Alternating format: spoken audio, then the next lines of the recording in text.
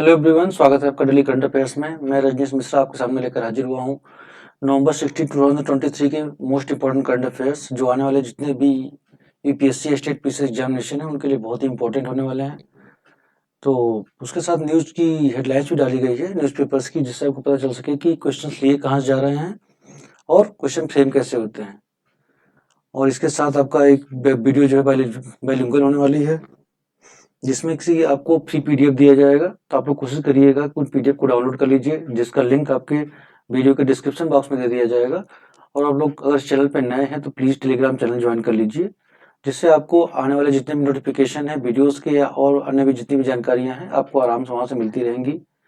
और अगर आप चैनल पर नए हैं तो प्लीज़ चैनल को सब्सक्राइब कर लीजिएगा और कोशिश करिएगा ज़्यादा से ज़्यादा लोगों तक शेयर करने की, जिससे इस वीडियो लेक्चर का लोगों को महत्तम लाभ मिल सके। इसी के साथ आज का वीडियो लेक्चर शुरू करते हैं। देखिए, पहली जो न्यूज़ है इकोनॉमिक टाइम्स में आई थी। Piyush Goyal participated in the G7 trade minister meeting in Osaka, Japan and urged governments of G7 nations to collaborate on regulatory framework to ease the movement of supply chain and facilitate cross border trade। जैसा आपको पता है कि Ukraine और Russia में वार चल रहा था, अभी स्टिल गोइंग ऑन। तो उसके जो हमारा सप्लाई चेन है वो डिसरप्ट हो गया है, स्पेशली एडिबल ऑयल हो गया, गैस हो गया, वीट हो गया, इसमें प्रॉब्लम आ गई, डिसरप्ट हो गया पूरा सप्लाई चेन। तो उसके रिगार्डिंग पीयूष गोयल ने कहा है कि सप्लाई चेन को फिर से मेंटेन किया जाए। तो G7 आपका जो है बहुत इंपॉर्टेंट हो जाता है यूपीएससी पर्सपेक्टिव से, बिकॉज पहले भी यूपीएससी ऐसे क्वेश्चन पूछ चुका है। तो क्वेश्चन क्या करता है, आइए देख लेते हैं। Question number 1 reads that with reference to G7 consider the following statement. Statement 1 क्या कहता है, it is an intergovernmental political forum consisting of Canada, France, Germany, Japan, UK, US and European Union. Second statement क्या कहता है, G7 members constitute 10% of the world population but cater to around 40% of world GDP. Third statement, all the Quad member countries are a part of G7. The G7 does not have a formal charter or a secretariat. देख लीजिए इसमें question क्या कर रहा है, how many of the above statements are incorrect. पूछा ऊपर से जो भी स्टेटमेंट्स हैं उनमें कितने, कौन से नहीं, कितने गलत हैं। अब देख लीजिए इसमें G7 में कितने कंट्रीज हैं, 7 कंट्रीज हैं। यहाँ देख लीजिए Canada, France, Germany, Japan, UK, US and European union. यहाँ पे इटली इसका पार्ट है और यूरोपियन यूनियन जो है इसका परमानेंट मेंबर नहीं है, ठीक है, नॉन एन्यूमरेटेड मेंबर है। इसका मतलब होता है कि G7 की जो प्रेसिडेंसी है वो रोटेशन बेस पे चलती रहती है। जैसे फर्स्ट ईयर मान लीजिए फ्रांस हो गया, फिर जर्मनी, फिर जापान, ऐसे होता रहता है। तो यूरोपियन यूनियन जो है जो G7 की प्रेसिडेंसी कभी भी नहीं पा सकता, इसलिए नॉन एन्यूमरेटेड मेंबर इसको गिना नहीं जाता है, ठीक है। इसका पार्ट है, लेकिन इस कंट्री के साथ साथ इटली भी इसका पार्ट है G7 का। इसी के आप लोग G7 कंट्रीज जो है उनके जितने मेंबर्स हैं प्लीज एक बार फिर से देख लीजिए, क्योंकि स्टेट पीसीएस वगैरह है तो एग्जाम में भी ऐसे क्वेश्चन आते रहते हैं। सेकंड देख लेते हैं, G7 members constitute 10% of the world population but cater to around 40% of the world GDP. It is correct option. All the quad member countries are a part of G7। This is wrong, because quad में कितनी countries हैं। Quadrilateral security dialogue है quad. पहले quad को थोड़ा सा देख लेते हैं क्या होता है ये। 2007 में जापानीज पीएम थे शिंजो एबे, उन्होंने इसका सेशन दिया था ताकि जो इंडो पैसिफिक है, हिंद प्रशांत, उसमें जो है एक free, open and prosperous Indo Pacific region बनाया जाए, ठीक है। लेकिन 2008 में ऑस्ट्रेलिया जो इससे विड्रॉ कर लिया था खुद को, तो फिर से जो है एग्जिस्टेंस में नहीं आ पाया था। Again in 2017 all the 4 members that is US, Australia, India and Japan, ये साथ आए सिक्योरिटी डायलॉग के तौर पे, ताकि एक free, open and prosperous Indo Pacific दिया जा सके या उसको मेंटेन किया जा सके और चाइना को काउंटर किया जा सके। जैसा आपको पता है कि चाइना कई बार जो है इंक्लूड कर रहा है दूसरे टेरिटरी में, और जो टेरिटरियल इंटीग्रिटी है उसके के लिए खतरा बनता जा रहा है। तो उसको काउंटर करने के लिए चारों कंट्री साथ में आए हैं, जिससे कि चाइना के अगेंस्ट जो है एक स्ट्रॉन्ग रिस्पॉन्स दिया जा सके, ठीक है। फोर्थ देख लेते हैं, G7 doesn't have a formal charter और सेक्रेटरिएट। ये भी बिल्कुल सही बात है। इसके लिए कोई फॉर्मल चार्टर मीन्स क्या होता है, कोई प्री अप्रूव्ड एजेंडा नहीं है, कोई ऐसा एम नहीं है कि जो हमको यही काम करना है। मिलने के बाद जो है डिसाइड करते हैं कौन कौन से टॉपिक डिस्कस करने हैं और कौन कौन से इशू को जो है प्रेस करना है। इसका कुछ सेक्रेटरिएट भी नहीं है, ठीक है। हर साल एक नया जगह चूज किया जाता है सेक्रेटरिएट के लिए, सॉरी मीटिंग समिट के लिए। जैसे कि इस बार 2023 में हिरोशिमा जापान में लिया गया था इसको, ये मीटिंग जो है इसमें जापान में कंडक्ट कराई गई थी। तो आप लोग देख लीजिए, पहला गलत है, इसका थर्ड गलत है, बाकी 2 और 4 सही पूछा। हाउ मेनी इनकरेक्ट, तो इसमें 2 ऑप्शन गलत थे, इसका सही ऑप्शन हो जाएगा बी, 2 ओनली, ये वाला। अगला ऑप्शन देख लेते हैं, अगला क्वेश्चन देख लेते हैं। और जैसा मैंने आपसे कहा कि वीडियो लेक्चर बाइलिंगुअल होने वाली है, इसका पीडीएफ भी बाइलिंगुअल है, तो आप लोग कोशिश करिएगा कि पीडीएफ को डाउनलोड करके क्वेश्चन को सॉल्व करने की कोशिश करिएगा, जिससे आपको ये समझ पाएंगे कि ठीक है पढ़ाई तो आप कर रहे हैं और आप नोट्स भी बना चुके होंगे, डिफरेंट रिसोर्सेज से पढ़ भी रहे होंगे। बट देखिए, पढ़ने के दौरान आप क्या करते हैं, आपको पढ़ते हैं सिर्फ 5% रिटेन कर पाते हैं आपके दिमाग में। But once you start solving the question will the retaining power of your mind can increase to 25% to 30%। और अगर इसको 1 या 2 बार पढ़ लेंगे इट कैन इंक्रीज टू 60%। तो आप लोग कोशिश करिए कि क्वेश्चन सॉल्व करिए, क्योंकि जब तक क्वेश्चन में फंसेंगे नहीं आपका रिवीजन ठीक से होगा नहीं। तो कोशिश है कि आपको कहीं ना कहीं हेल्प की जाए आपके रिवीजन प्रोसेस में, ताकि एग्जामिनेशन हॉल में आपको ऐसा लगे कि क्वेश्चन कहाँ से आ गए, हमने कभी पढ़ा नहीं है, या पढ़ा तो था बट यार ठीक है वाला मिस हो गया। तो इसको होलिस्टिक कवर किया जा रहा है, जिससे आपको कहीं पे कोई परेशानी ना आए। अब एक चीज और देख लेते हैं कि जो G7 की मीटिंग G7 है, ये आया कहाँ से। ये 1975 में बनाया गया था, अगेंस्ट इजराइल अरब वार जो हुआ था, इसमें ऑयल क्राइसिस स्टार्ट हो गई थी। इजराइल अरब वार में क्या कहते हैं, यूएस ने मिलिट्री रूप से या तो हथियार सप्लाई किए थे और डॉलर से मदद भी की थी इजराइल की, जिसे जो अरब कंट्रीज है, ओपेक कंट्रीज हैं, organisation of petroleum exporting countries, इन्होंने यूएस के खिलाफ बैन लगा दिया था, यूएस को पेट्रोलियम सप्लाई करना बंद कर दिया था, जिससे डॉलर भी वीक हो गया था। और आपको पता है किसी भी इकोनॉमी को ग्रो करने के लिए energy is the main source, तो आपको पेट्रोलियम मिल नहीं रहा था। तो इसके रिगार्डिंग जो है ये जो है सातों कंट्री साथ में आए थे, इन्होंने जो है अपना एक ग्रुप बनाया था, जिससे डॉलर को मजबूत किया जा सके और एनर्जी सिक्योरिटी को मेंटेन किया जा सके। ये G7 की थोड़ा सा बैकग्राउंड है, आप लोग प्लीज को देख लीजिएगा। अगला क्वेश्चन देख लेते हैं। द हिंदू में न्यूज थी, Indian born author Nandini Das wins 2023 British Academy book prize. ये बहुत इंपॉर्टेंट जाता है, पिछली बार भी 2023 में एक क्वेश्चन ऐसे आया था। तो on those line I have framed this question. Question देख लेते हैं। With reference to British Academy book prize 2023 consider the following pairs. यहाँ जो है इनकी बुक लिखी गई है, यहाँ पे उसके ऑथर हैं, और ये चारों के चारों बुक जो है ये ब्रिटिश एकेडमी बुक प्राइज के लिए नॉमिनेट किए गए थे। तो ये बहुत इंपॉर्टेंट हो जाता है, आप इसको देख लीजिए। Red memory living remembering and forgetting China's cultural revolution, इसके ऑथर तानिया बेंजिनन है। सेकंड देख लीजिए the violence of colonial photography, Dimitris Xygalatas. Third देख लीजिए ritual house seemingly senseless act make life worth living, Daniel Foliard है। And fourth courting India England Mughal India and origin of empire, Nandini Das है। पूछ रहा है how many other pairs are correctly matched, how many पूछ रहा है। पहला देख लीजिए,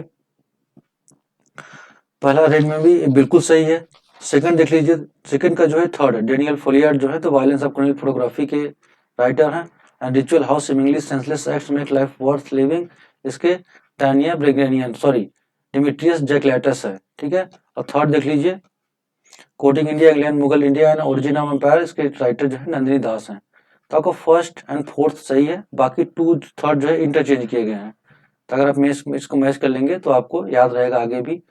तो इसका सही ऑप्शन कितने पूछा, कितने सही हैं, सिर्फ 2 सही हैं, ओनली 2। तो इस बुक के बारे में थोड़ा सा बात कर लेते हैं। कोटिंग इंडिया, ये जो ब्रिटिश इंडिया है ना, वहां पे स्टेब्लिश की गई थी इंडिया में, और सर थॉमस रो जो कि पहले जो है इंग्लिश एम्बेसडर थे, उनके लिखाई के आधार पे इस बुक को लिखा गया है। वो कब आए थे, आई थिंक 1615 में आए थे, जहांगीर के कोर्ट में आए थे। ये पीसीएस का इंपॉर्टेंट क्वेश्चन है, कई बार पहले पूछ चुका है।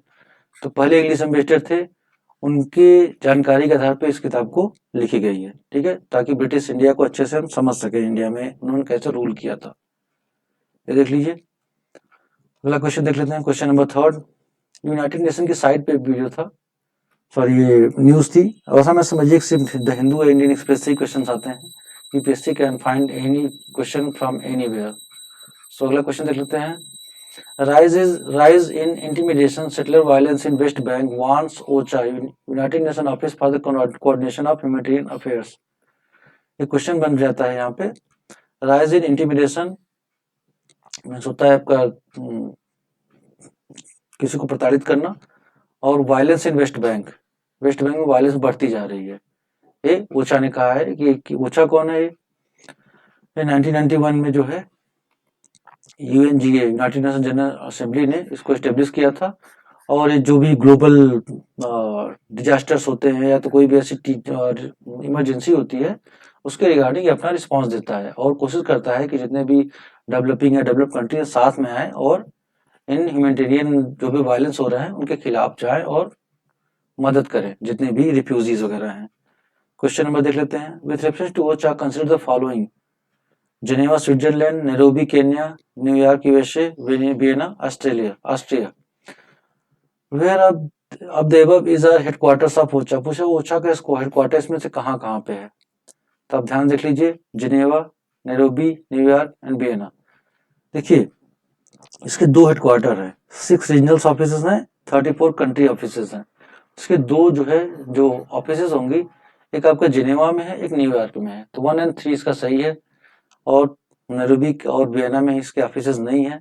ध्यान देखिए सही ऑप्शन क्या हो जाएगा, सी। 1 और 3 में इसके हेडक्वार्टर्स हैं। ठीक है, जैसा हमने बताया 1991 में यूएनजीए ने इसको एस्टेब्लिश किया था। ठीक है, ये क्वेश्चन होंगे, इसका हिंदी मीडियम देख लीजिएगा आप लोग। क्वेश्चन नंबर 4 पे न्यूज देख लेते हैं, जर्नल नेचर में आया था, साइंस एंड टेक्नोलॉजी का क्वेश्चन है। The study by researchers from the University of Oxford Department of Physics detected the chemical element tellurium. Element important हो जाता है, providing new evidence that neutron star merger can generate rare heavy elements. कह रहा है neutron stars जो हैं आपस में मर्ज करके क्या करते हैं, बहुत हैवी एलिमेंट रिलीज करते हैं, जिसमें से एक क्या आता है, टेलुरियम है। इसका एटॉमिक नंबर 52 है। ठीक है, स्टार्ट करते हैं question. With reference to tellurium consider the following statement. Number 1 क्या कहता है, it has the properties of both metal and non metal. बिल्कुल सही है। It is a good conductor of heat and conductivity. Third देख लेते हैं, it is a semiconductor material. Fourth देख लेते हैं, tellurium reserves are mainly located in China, USA, Canada and Sweden. Question कहता है which of the above statements are incorrect. इसमें कौन सा गलत है? देखिए पहला सही है, सेकंड नंबर गलत है, because it is bad conductor of heat and electricity. It is a semiconductor material, it is correct. Fourth भी सही है। तो पूछा which of the above are incorrect, सिर्फ 2 नंबर गलत है। देख लीजिए 2 ऑप्शन कहाँ है, ऑप्शन नंबर 3 यहाँ पे, ये सही है आपका। टेलुरियम का कभी कभी क्या करता है ना कि यूज पूछ लेता है यूपीएससी में कभी कभी। ठीक है, तो देखिए कॉपर स्टील में जब मिलाया जाता है ना, तो मैकेनिबिलिटी और उसको वर्किंग कैपेसिटी की किसी भी एलिमेंट का जो कॉपर या चांदी के साथ जब इसको स्टील के साथ उसको मिलाया जाता है तो उसकी वर्किंग कैपेबिलिटी बढ़ा देता है या इफिशियंसी बढ़ा देता है उसकी। और ये वल्कनाइजिंग प्रोसेस में भी इस्तेमाल किया जाता है, रबर प्रोडक्शन में। और ये रिड्यूस कोरोसिव एक्शन, जैसे जंग लगने की समस्या होती है ना लेड बैटरीज में, तो सल्फ्यूरिक एसिड H2SO4 के खिलाफ जो है ये कोरोसिव एक्शन को रोकता है H2SO4 के, जिससे जो लेड की ताकत है या उसकी इफिशियंसी है या उसकी हार्डनेस है वो बढ़ी रहती है, जिससे कि बैटरी की लाइफ बढ़ जाती है। इसे कुछ यूज थे, बाकी आपको बता दिया गया है। एटॉमिक नंबर 52 है और इसमें सिर्फ a bad conductor of heat and electricity है, बाकी सारे ऑप्शन सही हैं। सिर्फ इनकरेक्ट नंबर 2 था, तो इसका सही ऑप्शन हो जाएगा सी। अगला देख लेते हैं, न्यूज नंबर 5 इंडियन एक्सप्रेस में थी, current trans women invoke the domestic violence act SC to consider. Supreme Court को कंसीडर करना है कि जो ट्रांसजेंडर्स हैं क्या उनके खिलाफ डोमेस्टिक एक्ट को जो है, डोमेस्टिक एक्ट में क्या वो आते हैं कि नहीं आते हैं। तो देखिए तो यहाँ पे डोमेस्टिक वायलेंस एक्ट 2005 इंपॉर्टेंट हो जाता है, इसका रिगार्डिंग क्वेश्चन फ्रेम किया गया है। Regarding domestic violence act 2005 consider the following statement, physical, sexual, verbal, economic, which of the above is are included in domestic violence under domestic violence act 2005। कहा जा रहा है कि जो भी वायलेंस किया जा रहा है, फिजिकल मारा पीटा गया, किसी सेक्सुअली अब्यूज किया गया, वर्बली अब्यूज किया गया, इकोनॉमिकली अब्यूज किया गया है, वो डोमेस्टिक वायलेंस एक्ट के अंदर आते हैं कि नहीं आते, पूछा कौन कौन से आते हैं। इसमें देख लीजिए 1, 2 and 3 only, all of the above, 1, 2 and 4 only, 1 and 2 only, इसमें सारे ही आते हैं। देखिए फिजिकल, सेक्सुअल, वर्बल और इकोनॉमिक, इसमें सारे ही जो है डोमेस्टिक वायलेंस के अंतर्गत आते हैं। ठीक है, ऐसा नहीं कि जो है, और कभी कभी तो मौखिक भी, वर्बल जो है मौखिक, आपने कुछ बोल दिया उनको तब भी डोमेस्टिक वायलेंस के अंदर आते हैं। और कभी कभी आप उनको इमोशनली भी टॉर्चर करते हैं तो वो भी इसी के अंदर आता है। तो ये चार तो ही, साथ साथ इमोशनल वाला भी एंगल है। तो इसको 2005 में फ्रेम किया गया था, जिससे जो भी महिलाएं हैं या लिव इन रिलेशनशिप में जो भी रह रहे हैं उनके खिलाफ अगर लड़के वालों की तरफ से कोई भी वायलेंस किया जाता है तो they can be booked under domestic violence act 2005 to safeguard the women and the girls. Okay, आगे देख लेते हैं। News number 6 Deccan Herald the Hindu में थी। Hyderabad based researchers develop new environmental DNA, ये डीएनए बोलते हैं उसे यहाँ पे, ये sequencing method to assess biodiversity, biodiversity को असेस करने के लिए उन्होंने नया एक मेथड अपनाया है, इसे ईडीएनए सीक्वेंसिंग बोलते हैं। ठीक है, क्वेश्चन देख लेते हैं। Recently environmental DNA has been seen in the news, what is it, पूछ रहे क्या है। देख लेते हैं option. It is the DNA set by all organisms into their surrounding through natural processes during their lifetime or after death. B. It is the DNA of all the species present around any human being during this lifetime. It is the DNA of all the natural plants, forests in the environment. And D. It is DNA of those species who have gone extinct. तो सही option देख लीजिए, सही option इसका ए है। It is the DNA set by all organisms into their surroundings through natural processes during their lifetime or death. देखिए कोई भी स्पीसीज होता है कुछ न कुछ जेनेटिक मटेरियल एनवायरनमेंट छोड़ता रहता है, either in soil, either in air और इन वाटर। तो उन जेनेटिक मटेरियल का स्टडी करके हम जान पाते हैं कि जो है कौन से ऐसे स्पीसीज एक्सटिंक्ट हो चुके हैं या उनके लिए कौन से खतरे हैं, जिसके आधार पर हम उस हिसाब से रिस्पॉन्ड कर पाते हैं। और नंबर जैसे देख लीजिए, ये नॉन इन्वेसिव है, मतलब बिना एनवायरनमेंट को डिस्टर्ब किए हम एक छोटा सैंपल लेके सारी जानकारी हासिल कर सकते हैं। और तो इसके कुछ बेनिफिट्स भी हैं, जैसे ये कम खर्चीला है, बहुत बड़ी टीम की जरूरत नहीं पड़ती, फील्ड वर्क की जरूरत नहीं पड़ती, आप छोटा सैंपल लेते हैं और सारी जानकारी आपको मिल सकती है। दूसरा, जो इन्वेसिव स्पीसीज है, मान लीजिए जैसे जो बाहर से आते हैं और जो पूरे इन्वायरमेंट या इकोसिस्टम को डिस्टर्ब करते हैं, उनके बारे में जानकारी ली जाती है और कोशिश की जाती है कि उनको वहां से हटाया जा सके, जिससे कि इन्वायरमेंट हमारा डिस्टर्ब ना हो। ठीक है, ये कुछ उसके बेनिफिट्स हैं। और ये जैसे बनता है इन्वायरमेंटल डीएनए क्या होता है बताया आपको, ये जो जितने भी स्पीसीज हैं अपने लाइफ टाइम में जेनेटिक मटेरियल को इन्वायरमेंट में छोड़ते रहते हैं। ठीक है, सॉइल हो गया, एयर हो गया और वाटर हो गया, उसमें छोटा सैंपल लेके हम जो है पूरे पूरे इन्वायरमेंट को या इकोसिस्टम को स्टडी करते हैं, जिसे हम बोलते हैं इन्वायरमेंटल डीएनए। ठीक है, अगला देख लेते हैं। न्यूज 7 है, इंडियन एक्सप्रेस में थी। Bhutan Kings India visit recalling operation all clear, कुछ ऑपरेशन ऑल क्लियर के बारे में क्वेश्चन बन रहा है। देखिए क्वेश्चन क्या कहता है। Recently operation all clear has been seen in the news, it was launched by which of the following country, India, Bhutan, China, Bangladesh. India, Bhutan, China, Bangladesh, पूछ रहा है किसके द्वारा लॉन्च किया गया था। तो आप लोग देख लीजिए, ये भूटान द्वारा लॉन्च किया गया था, royal Bhutan army with the help of Indian army. क्या हो गया था ना, बहुत सारे इंसर्जेंट ग्रुप हो गए थे, इंडियन इंसर्जेंट ग्रुप थे जो भूटान में जाके वायलेंस फैलाने की कोशिश कर रहे थे। तो भूटान जो रॉयल आर्मी है उन्होंने इंडियन आर्मी की मदद से उनको पूरी तरह से न्यूट्रलाइज किया था, और इसीलिए इसका नाम ऑपरेशन ऑल क्लियर था ये। और आई थिंक ये no nothing to tell about that more. तो इसका सही ऑप्शन हो जाएगा भूटान, जब भी आया कि ऑपरेशन ऑल क्लियर ये भूटान द्वारा लॉन्च किया गया था। ठीक है, अगला देख लेते हैं। न्यूज नंबर 8 द हिंदू से लिया गया है। Governors should do a little bit of soul searching, Supreme Court says on them holding back crucial bills. जब भी स्टेट लेजिस्लेटिव कोई भी बिल लाता है तो गवर्नर्स अगर क्या कर रहे हैं, मान लीजिए डिफरेंट गवर्नमेंट रूल स्टेट्स, मान लीजिए किसी स्टेट में कांग्रेस रूल है और सेंटर में बीजेपी की पार्टी है, तो अगर कोई भी इंपॉर्टेंट बिल है तो कभी कभी क्या हो रहा है कि राज्यपाल जो है या गवर्नर जो है उन बिल को विथ होल्ड कर दे रहे हैं और कंसिडरेशन के लिए वापस नहीं भेज रहे हैं। तो इस पे क्वेश्चन फ्रेम किया गया है।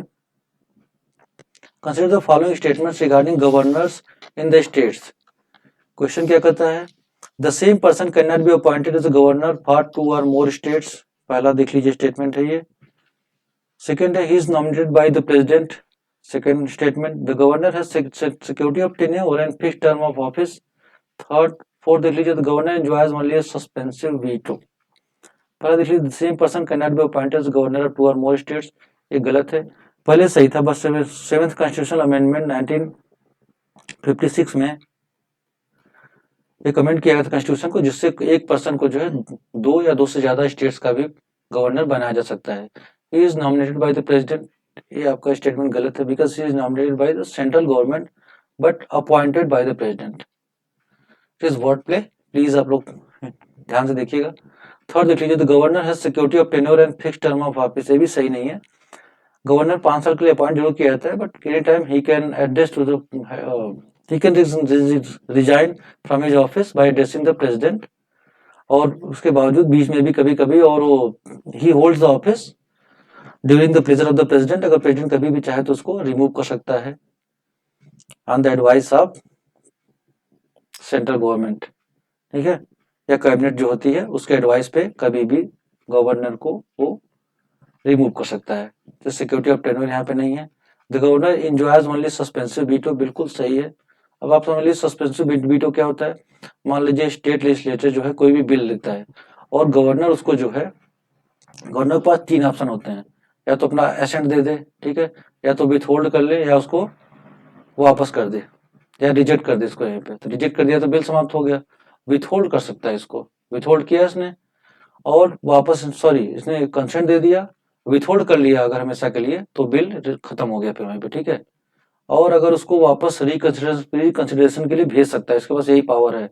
और अगर स्टेट लेजिस्लेशन ने वापस उस बिल को बिना गवर्नर ने जो भी सजेशन दिए हैं उसको माने या बिना माने अगर वापस गवर्नर के पास भेज दिया, तो गवर्नर जो है वो अपना एसेंट देने के लिए मजबूरी हो जाती है। तो सस्पेंशन मतलब कुछ देर के लिए उसको होल्ड कर सकता है, ठीक है। तो यही है सस्पेंसिव वीटो। एब्सोल्यूट वीटो क्या होता है कि उसको अपने पास रख लेता है, वापस ही नहीं करता। तो एब्सोल्यूट वीटो हो गया, कभी वो बिल ही समाप्त हो जाएगा। और कभी भी क्या क्या करता है कि आर्टिकल 200 गवर्नर बिल्स को राष्ट्रपति के अप्रूवल के लिए रख लेता है, ठीक है, for the consideration of the president. तो उसमें क्या होता है कि मान लीजिए कोई ऐसा राज्य सरकार ने ऐसा कोई बिल पास किया which endangered the position of the high court या अगेंस्ट डीपीएसपी, और कोई ऐसा नेशनल इंपॉर्टेंस का कोई ऐसा इशू है, तब जो है राज्यपाल उसको जो है उस बिल को प्रेसिडेंट के कंसिडरेशन के लिए भेज देता है अंडर आर्टिकल 200।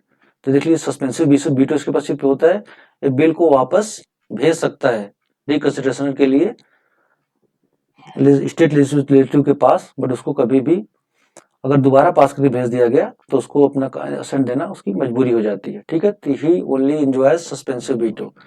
क्वेश्चन देख लेते हैं, which of the above statements is are correct. Correct कौन कौन सा था, सिर्फ 4 करेक्ट है, ठीक है। ऑप्शन देख लेते हैं, ये यार आपका 4 ओनली। हिंदी मीडियम के बच्चे देख लेंगे। अगला क्वेश्चन देख लेते हैं, न्यूज 9 इंडियन एक्सप्रेस में थी, स्टॉप क्रॉप बर्निंग फोर्थ